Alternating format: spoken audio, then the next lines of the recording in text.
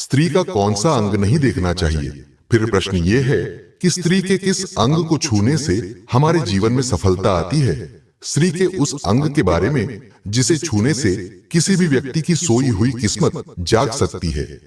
नमस्कार प्रिय दर्शकों, स्वागत है आपका हमारे चैनल पर। दोस्तों, अगर आप भी भगवान श्री राम को सच्चे दिल से मानते हो तो कमेंट में सच्ची श्रद्धा से जय श्री राम जरूर लिखें। दोस्तों, मैं भगवान श्री राम से प्रार्थना करता हूं कि हे प्रभु, जो भी भक्त इस वीडियो को पूरा देखेगा और कमेंट में सच्ची श्रद्धा से जय श्री राम लिखेगा, उनके घर परिवार को सुख शांति और संपत्ति से भर देना और अपना आशीर्वाद हमेशा उसके ऊपर बनाए रख। कहानी को आरंभ करते हैं। दोस्तों, एक समय की बात है, देवर्षि नारद नारायण नारायण का जाप करते हुए भगवान श्री कृष्णा के पास आते हैं। नारद जी को आता हुआ देखकर कृष्ण जी अत्यंत प्रसन्न हो जाते हैं और नारद जी से कहते हैं, पधारिए देवर्ष, द्वारका नगरी में आपका स्वागत है। आज किस प्रयोजन से द्वारका में आपका आगमन हुआ है? अवश्य ही कोई महत्वपूर्ण समाचार लेकर आए होंगे आप। तब देवर्ष कहते हैं, हे द्वारकाधीश, आपको भी मेरा प्रणाम है। आज मैं कोई समाचार लेकर नहीं आया हूँ, किंतु आपके पास मेरी एक शंका लेकर आया हूँ। कृपया आप मेरी इस शंका का समाधान कीजिए। श्री कृष्ण कहते हैं, हे देवर्षि, आपके मन में जो भी शंका हो निसंकोच होकर पूछ लीजिए, मैं अवश्य ही आपकी शंका का समाधान करने का प्रयास करूंगा। देवर्ष कहते हैं, हे धर्मराज, आज मैं आपके पास यह 3 सवाल जानने के लिए आया हूं। पहला सवाल, रावण किस श्राप के कारण सीता माता को छू नहीं सकता था?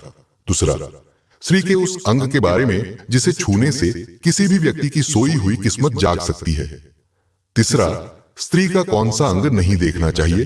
फिर प्रश्न ये है कि स्त्री के किस अंग को छूने से हमारे जीवन में सफलता आती है। श्री कृष्ण कहते हैं, हे देवर्षि, आज आपने अत्यंत महत्वपूर्ण प्रश्न किया है। इसमें समस्त मानव जाति का कल्याण छिपा हुआ है।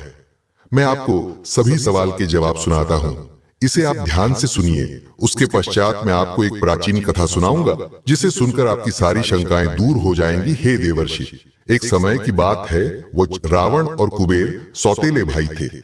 कुबेर के पुत्र का नाम नल कुंवारा था और उसका विवाह रंभा नाम की अप्सरा से हुआ था। रंभा की सुंदरता देख रावण के अंदर वासना घर करने लगी। रावण एक दुराचारी आत्मा था, जिसने अपने ही भाई के पुत्र की पत्नी के साथ दुराचार किया। जब नल कुंवारा को रावण के इस कृत्य का पता चला तो उसने रावण को श्राप दिया कि भविष्य में किसी भी पराई स्त्री को उसकी अनुमति के बगैर काम भाव से स्पर्श करने पर रावण के मस्तिष्क के टुकड़े हो जाएंगे। इस श्राप के प्रभाव के कारण ही रावण सीता माता को छू नहीं सकता था। इसलिए रावण ने सीता को कई प्रकार के प्रलोभन दिए ताकि सीता माता श्री राम से विमुख हो जाए और रावण के लिए उनके मन में स्थान बने। इस अवस्था में श्राप निष्फल हो जाता। इसलिए कई बार रावण अपनी माया के प्रयोग द्वारा भी सीता माता के मन में स्वयं के लिए स्थान बनाने का प्रयत्न करता था। जैसे कि एक बार उसने अपनी माया के द्वारा श्री राम का कटा हुआ शीश बनाया और उसे लेकर सीता के पास गया और बोला कि उसने श्री राम का वध कर दिया है, और प्रमाण के तौर पर उसने श्री राम का शीश सीता माता को दिखाया। परंतु सीता माता किसी भी प्रकार से रावण के माया पास में नहीं आती थी। हे देवर्षि, आपको पहला सवाल का जवाब मिल गया होगा। मौड़, स्त्री के उस अंग के बारे में जिसे छूने से किसी भी व्यक्ति की सोई हुई किस्मत जाग सकती है। तो चलिए जानते हैं। हिंदू धर्म में स्त्रियों को देवी का दर्जा दिया जाता है। देवी का दर्जा प्राप्त महिलाओं के सम्मान की बात हमेशा समाज के लोगों के द्वारा की जाती है। ऐसा कहा जाता है कि जो कोई व्यक्ति सच्चे मन से स्त्री का सम्मान करता है, उस व्यक्ति को अपने जीवन में कभी भी किसी भी तरह की परेशानी का सामना नहीं करना पड़ता। किसी भी तरह की परेशानी का सामना ना करने के साथ ही उस व्यक्ति को अपने जीवन में हमेशा सफलता भी मिलती है। अगर आप स्त्रियों के शरीर के एक खास अंग को छूते हैं तो आपको महापुण्य मिलता है और आपकी सोई हुई किस्मत जाग उठती है। अगर आपको नहीं पता तो चलिए बताते हैं आपको कि स्त्री के उस अंग के बारे में जिसे छूने से किसी भी व्यक्ति की सोई हुई किस्मत जाग सकती है। हर एक व्यक्ति के जीवन में स्त्रियां उनके साथ कई स्वरूप में रहा करती है। एक स्त्री ही किसी व्यक्ति की मां होती है तो किसी की बहन और किसी और बहू। अलग अलग स्वरूप में स्त्रियां व्यक्तियों के जीवन में खुशियां लाने का काम किया करती है। स्त्रियों के बगैर पुरुषों का इस धरती पर अस्तित्व भी असंभव है। एक स्त्री ही पुरुष की हर एक खुशी और दुख में उनका साथ निभाती है। इसके साथ ही साथ एक स्त्री को उसके जीवन में बहुत सारे दर्द भी सहने पड़ते हैं।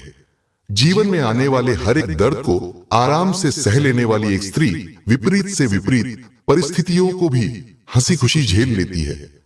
कठिन से कठिन परिस्थितियों में भी हमेशा अपने चेहरों पर मुस्कान बनाए रखने वाली लड़कियां अपने बच्चों को भी अच्छे अच्छे संस्कार देने का भी काम करती है।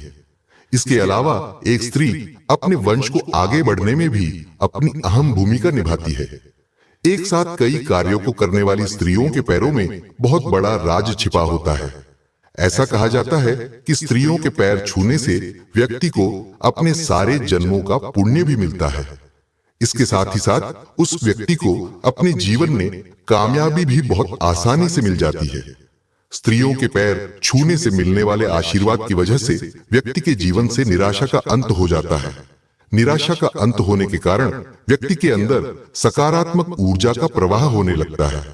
आशा करता हूं कि आपको अब तक की जानकारी अच्छी लगी होगी। तो चलिए तीसरे सवाल के बारे में भी जान लेते हैं।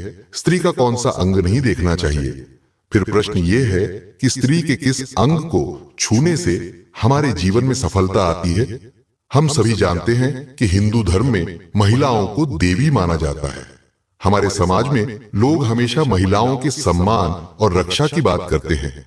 ऐसा माना जाता है कि जो पुरुष महिलाओं का सम्मान करते हैं उन्हें जीवन में सभी सुख मिलते हैं। स्त्री का कौन सा अंग नहीं देखना चाहिए? दोस्तों, आज हम आपको इस वीडियो के माध्यम से बताना चाहते हैं कि स्त्री का कौन सा अंग नहीं देखना चाहिए।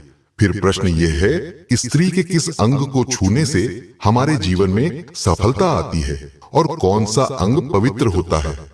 तो जानते हैं बोन जब आप किसी महिला के अन्य अंगों को छूते हैं तो क्या होता है और कौन सा हिस्सा भूलकर भी छूना नहीं चाहिए, इस पर भी बात करेंगे। यह तब तक ठीक है जब तक आप किसी महिला की नाभि नहीं देखते, लेकिन एक महिला की नाभि को कभी भी छूना नहीं चाहिए। महिला की नाभि छूने पर काली माता को गुस्सा आता है, क्योंकि स्त्री की नाभि में काली माता की शक्ति का वास होता है। नाभि एक महिला के लिए सबसे खास जगह होती है। यह काली माता से संबंधित है। स्त्री की नाभि में काली माता की शक्ति का वास होता है। जैसा कि हमने ऊपर कहा कि महिलाओं की नाभि में काली माता की आंतरिक शक्ति होती है।